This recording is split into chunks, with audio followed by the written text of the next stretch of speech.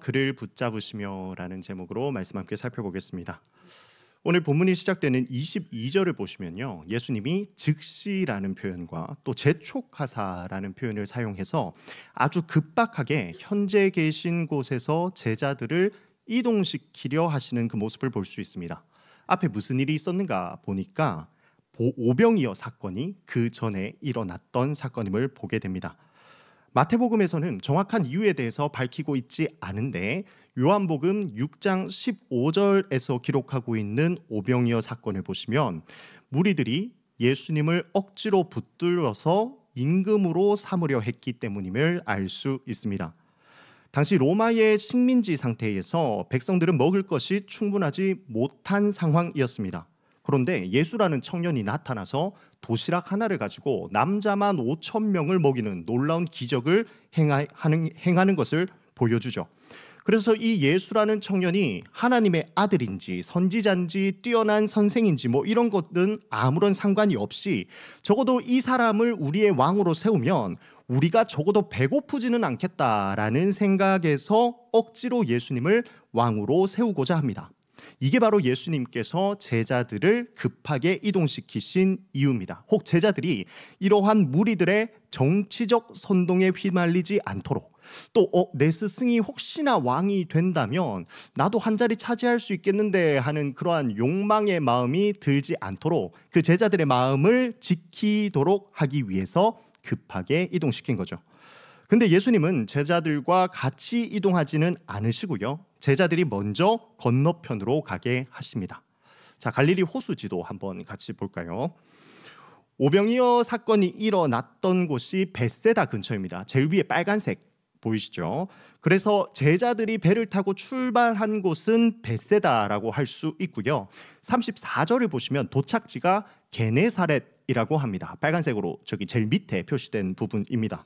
그런데 이번에도 마태복음에서는 정확하게 밝히고 있지 않은데 요한복음을 보면 그들의 목적지가 가버나움이었다라고 이렇게 표기를 하고 있습니다. 이것을 봤을 때 이들은 가버나움으로 가려고 했는데, 벳세다에서 가버나움으로 가려고 했는데 어떠한 일이 일어나서 가버나움으로 가지는 못하고 거기서 3km 더 떨어진 게네사렛에 도착한 것을 알 수 있습니다. 자, 제자들을 보내고 무리를 흩어 보내신 후에 예수님은 홀로 기도하기 위해서 산에 올라가셨습니다. 지금 현재의 시점은 예수님이 사역에서 아주 중요한 전환점을 갖는 시점이라고 할 수 있겠습니다. 이제부터 예수님은 주로 이방인들이 사는 지역을 다니면서 사역하실 것이고, 또 조금만 지나면 십자가가 기다리고 있는 예루살렘으로도 들어가셔야 하기 때문입니다.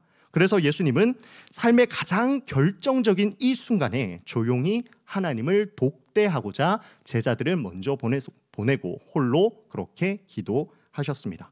자, 이제 말씀의 초점은요, 앞서 떠났던 제자들에게로 맞춰집니다. 예수님이 얼마나 오랫동안 기도하셨는지는 모르지만 제자들이 타고 있던 배는 이미 육지에서 수리나 떨어져 있었습니다.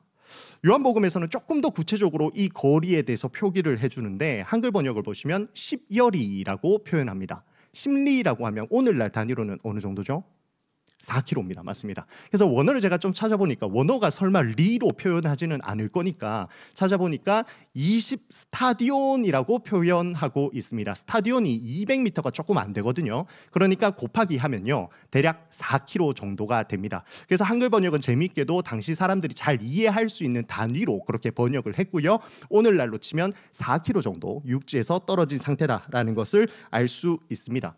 자, 사실 제자들이 아까 우리가 지도에서 봤듯이 가버나움은 바로 옆입니다. 그러니까 이 가버나움으로 가고자 했다면 육지에서 굳이 4km나 바다로 들어가서 이동할 필요가 없다는 거죠. 그런데도 육지에서 그만큼 멀리 떨어진 것은 파도에 시달린 결과였습니다. 제자들은 어부였기에 이 갈릴리 바다의 전문가였지만 지금 이 바람이 너무나 심한 역풍이었고 또 그로 인한 파도 때문에 제자들은 자신이 의도했던 대로 배를 제어할 수가 없었습니다. 자, 그렇게 제자들이 바람과 파도와 씨름하는 사이에 어느덧 시간은 밤 4경이 되었다라고 이야기합니다. 자, 다시 아까 그 그림 띄워주실까요? 자, 이게 로마의 시간 표기법이거든요. 밤을 의미하는 시간은요, 우리 오늘날 시간 저녁 6시부터 새벽 6시를 밤이라고 이야기합니다. 뭐 해 뜨고 지는 시간을 기준으로 생각하시면 편할 것 같고요. 이 밤을 4구역으로 나눕니다. 1경이 저녁 6시에서 9시, 2경이 9시에서 12시, 그리고 12시에서 한 3시, 3시에서 6시 이렇게 3시간 단위로 끊는 것을 볼 수 있죠. 근데 지금 현재 시간이 언제다? 4경이다. 그러니까 대략 3시에서 6시 사이인 것을 볼 수 있습니다. 그러니까 지금 제자들은요 거의 밤을 지새우면서 이 파도와 씨름하고 있었다라는 것을 알 수 있습니다. 자, 그런 상황에서 예수님은 바다 위로 걸어서 이 제자들에게 오십니다. 사실 이 부분 우리가 너무나 당연하게 예수님이 걸어서 제자들에게 왔지 이렇게 생각하기 쉬운데 우리 예수님 입장에서 한번 생각해 봤으면 좋겠습니다. 왜 예수님은 굳이 걸어서 바다 위를 걸어서 제자들에게 가셨을까? 지금 파도가 엄청 거셉니다. 배를 타고도 전문 어부들이 이기지 못하는 그런 상황이에요. 지금 이 상황에서 예수님이 만약에 헤엄쳐서 오셨다면 그것만 해도 너무나 대단한 일이겠죠. 하지만 이 정도로는 조금 부족할 것 같습니다. 지금 예수님이 자연법칙을 깨고 있는 상황이지 않습니까? 그러니까 자연법칙을 깨면서 제자들에게 조금 더 임팩트 있게 온다고 하신다면 이렇게 바다 해변으로 걸어가시다가 바다 위가 아니라 바다 밑으로 점점 걸어가셔서 그냥 바다 밑으로 쭉 했다가 배 있는 데서 갑자기 혹 나타나신다면 그것도 제법 대단한 일일 것 같고요. 그리고 조금 더 유쾌하게 등장하시고자 했다면 물고기를 타고 제자들에게 나타나는 방법도 있었을 것 같습니다.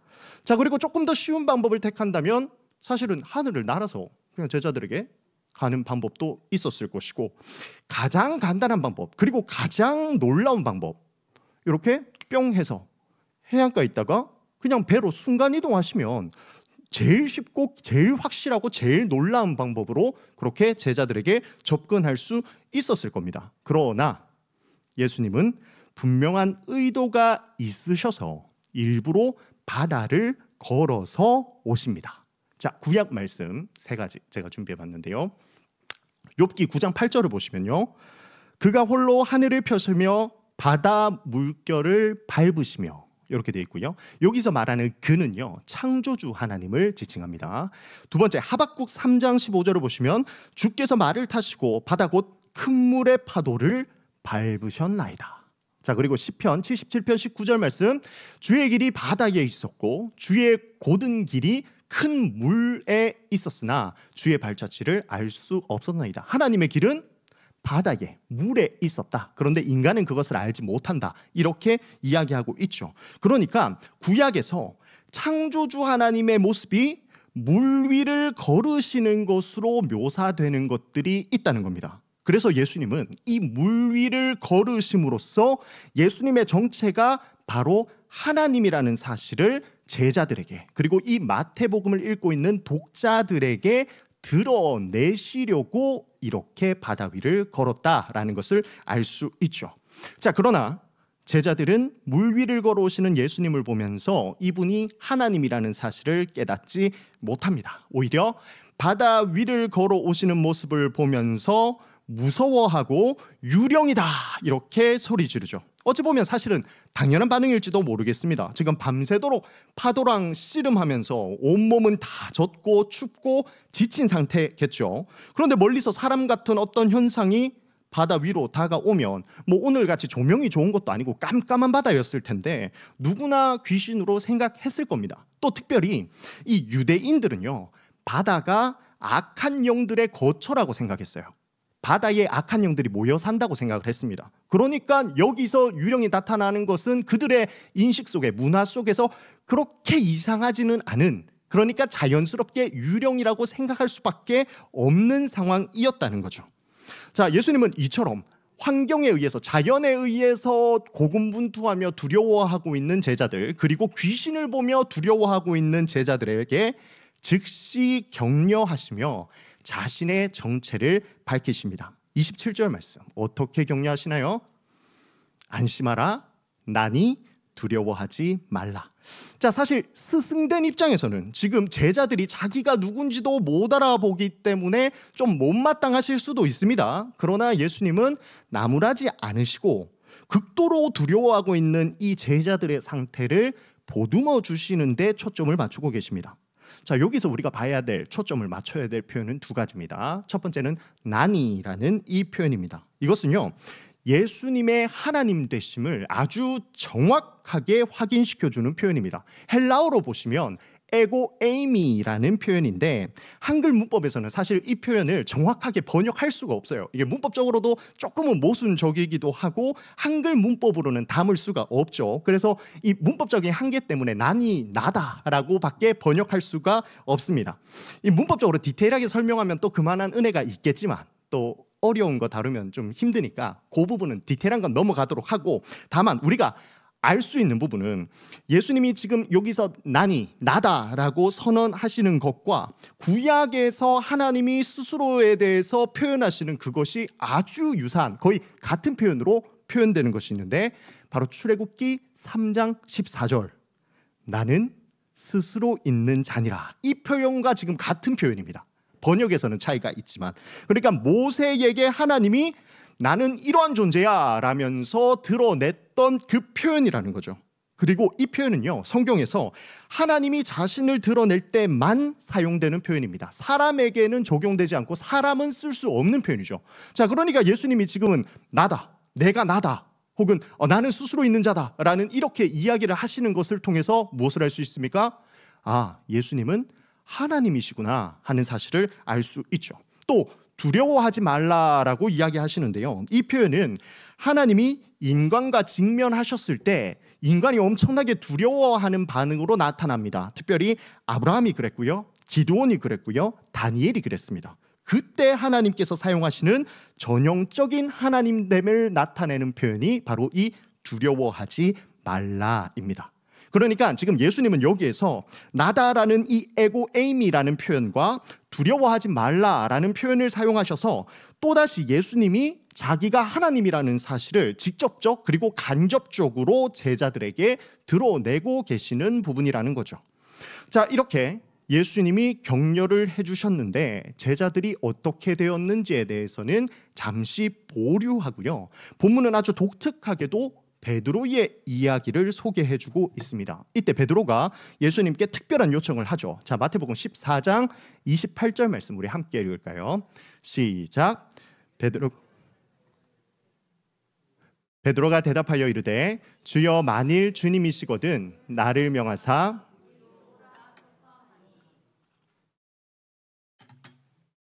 죄송합니다. 자, 베드로는 물 위를 걸으시는 예수님의 초자연적 경험에 동참하기를 갈망했습니다. 자신의 능력으로는 이러한 일을 할 수 없음을 잘 알았기 때문에 예수님께 이것을 부탁드리죠. 예수님은 베드로의 이러한 간청을 받아들여서 오라 이렇게 명령하십니다. 그랬더니 어떻게 됩니까? 실제로 베드로가 배에서 내려 물 위로 걸어서 예수님께 가게 됩니다. 인간으로서는 할 수 없는 그 초월적인 하나님적인 그러한 행위를 하게 되었죠. 베드로가 물 위로 걸었다는 사실은 베드로의 요청이 믿음의 결과라는 것을 확인해 줍니다. 단순히 이분이 진짜 하나님일까 시험하기 위한 질문이 아니었다라는 것을 알 수 있죠. 사실 예수님이 오라고 명령하기는 했지만 지금 여전히 상황은 파도가 아주 심하게 출렁이고 있는 상황입니다. 그러니까 베드로가 배 위에서 내려 물 위에 발을 내딛는 것이 결코 쉬운 선택은 아니었다는 거죠. 이것만 해도 어쩌보면 베드로에게 아주 대단한 믿음이 요구되는 행위라고 할 수 있겠습니다. 자, 그때 어떻게 되는가? 30절 말씀 제가 읽겠습니다. 바람을 보고 무서워 빠져가는지라 소리질러 이르되 주여 나를 구원하소서 하니. 자, 걸어가던 베드로는 강한 바람을 직시하게 됐고 그로 인해서 두려움에 사로잡히게 됩니다. 그의 마음은 믿음보다 환경의 위협에 더 많은 영향을 받게 된 것이죠. 그 결과 자연스럽게 물에 가라앉기 시작합니다. 믿음에 사라진 자리에는 인간의 능력만 남을 뿐이죠. 다시, 믿음이 사라진 자리에는 인간의 능력만 남을 뿐인데 인간의 능력으로는 당연히 물 위를 걸어갈 수 없으니 지금 베드로가 가라앉는 것은 너무나 당연한 결과였습니다. 자, 그러자 베드로는 예수님께 부르짖기 시작합니다. 주여 나를 구원하소서. 베드로가 아무리 갈릴리 바다의 전문가라고 할지라도 지금 이 바다에 가라앉는 그 순간에 그가 할 수 있었던 것은 예수님께 구해달라고 부르짖는 것밖에는 없었습니다. 자, 그러자 예수님은 또 베드로의 부르짖음에 즉시 반응하시면서 손을 내밀어 베드로를 붙잡으십니다. 예수님은 이러한 베드로의 믿음 없는 모습에도 불구하고 그의 곁에서 그를 도와주고 계시죠. 자, 이처럼 예수님의 자비로운 성품과 구원의 능력은 베드로의 작은 믿음을 능가하십니다. 다시, 예수님의 자비로운 성품과 구원의 능력은요, 베드로의 작은 믿음을 능가하십니다.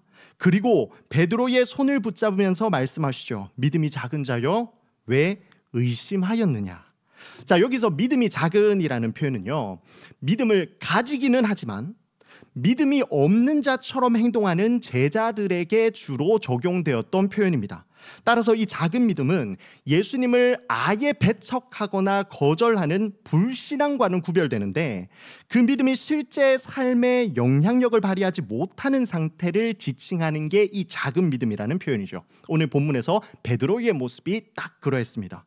그는 믿음으로 물 위를 걷기는 했지만 두려움 때문에 믿음이 그의 행동에 영향력을 끼치지 못하게 됩니다. 왜 그렇게 되었습니까? 예수님은 베드로의 작은 믿음을 의심의 문제로 연결시키죠. 믿음이 작은 자여, 왜 의심하였느냐. 이렇게 베드로는 물 위를 걷게 하실 수 있는 예수님의 능력을 처음에는 믿었지만 밀려오는 바람과 파도를 보고 의심을 품게 되었고 결국 물에 빠지게 된 것입니다. 자, 이제 본문은요, 베드로의 이야기를 끝내고 원래 전체 제자들과 함께 있었던 그 상황으로 복귀하게 됩니다. 예수님께서 베드로의 손을 붙잡으시고 함께 배 위에 오르시자 바람이 그칩니다. 바람을 잠잠하게 하시는 예수님의 권위는 땅과 바다를 주관하시는 하나님의 능력을 잘 보여주고 있습니다.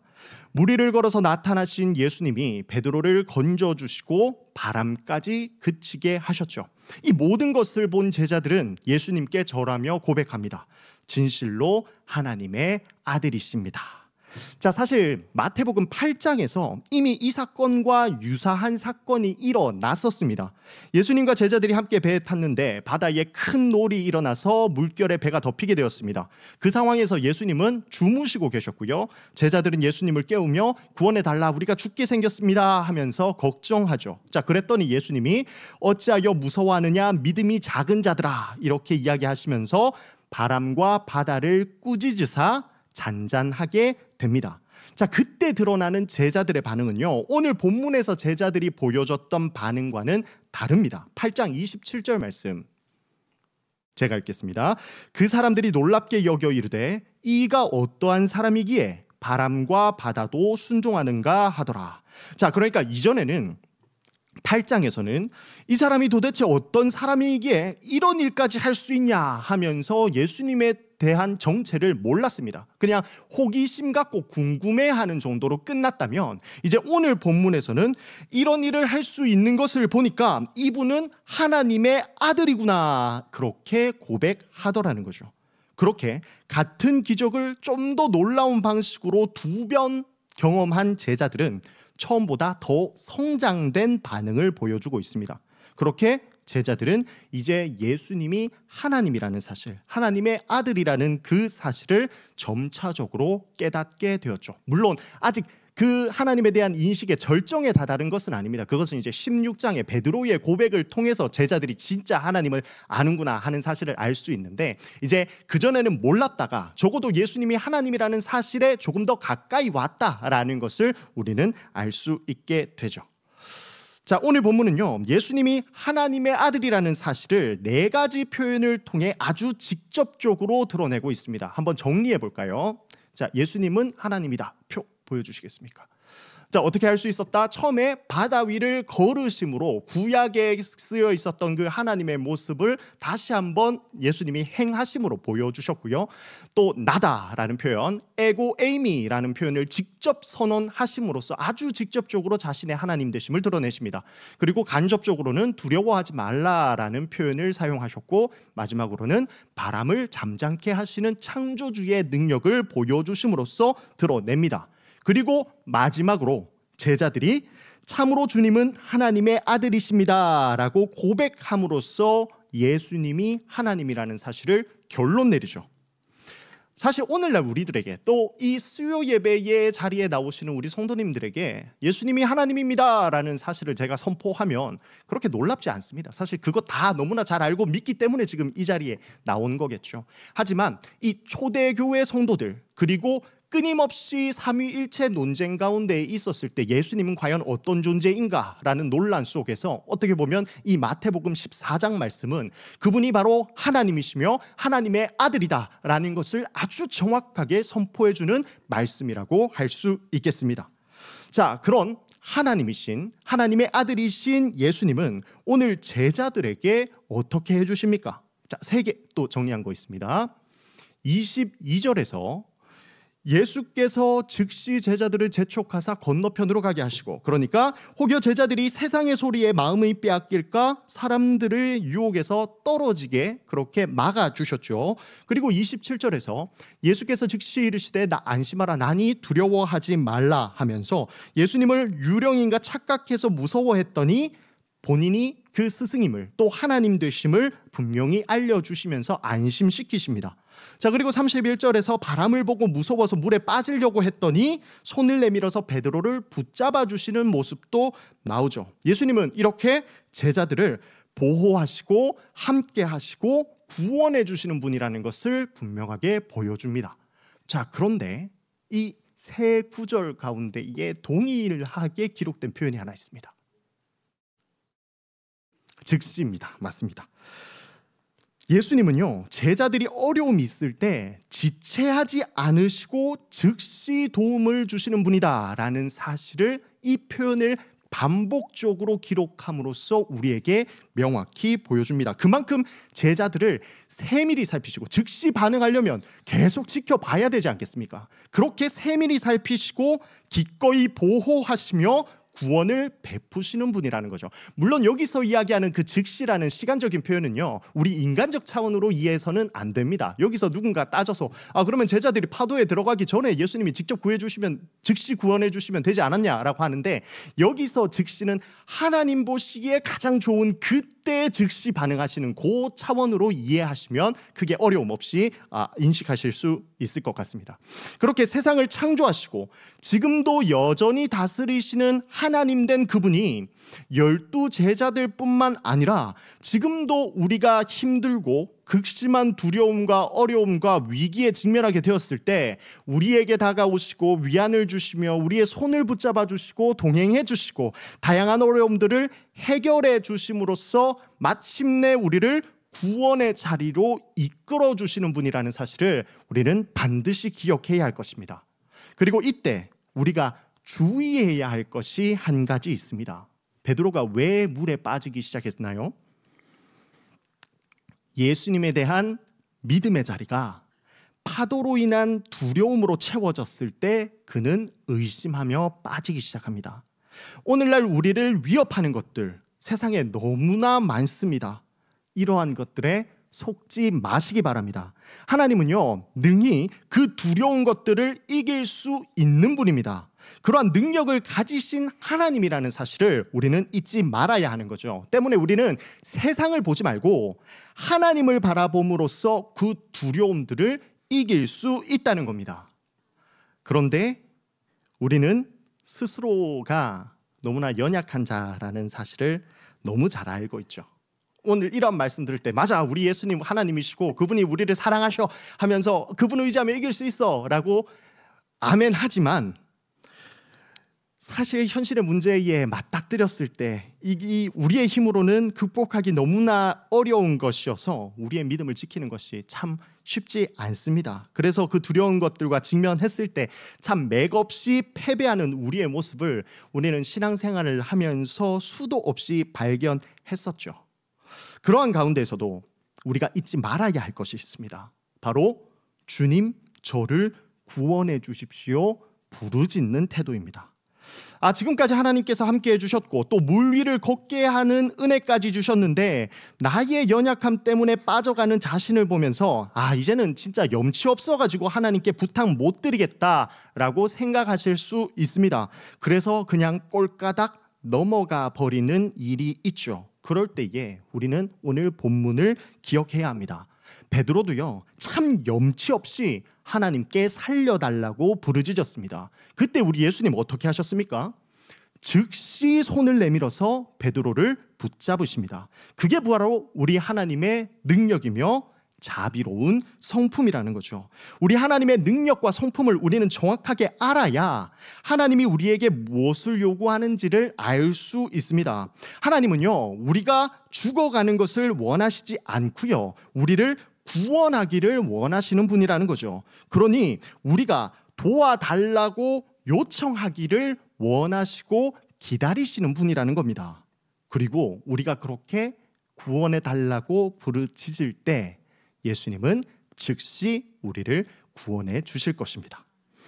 혹 세상의 험한 풍파에 삶이 무너져 내리신 분들이 계십니까? 혹 나의 연약함 때문에 더 이상 하나님 앞에 나아가기가 두려운 분이 계십니까?